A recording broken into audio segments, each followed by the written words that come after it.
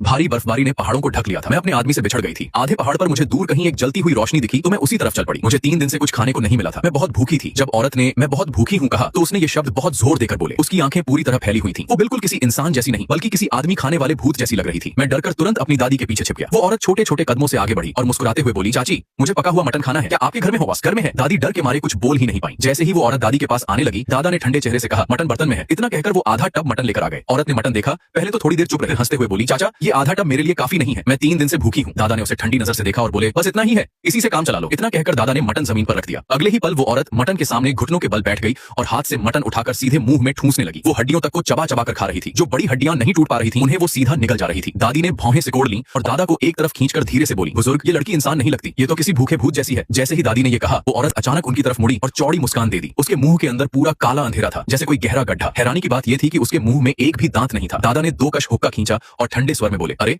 पश्चिम वाले कमरे को साफ कर दो, आज रात चुनताओ वहीं रहेगी। दादी कुछ सेकंड के लिए हैरान रह गई और पूछा, चुनताओ कौन है? दादा ने उस औरत की तरफ इशारा किया।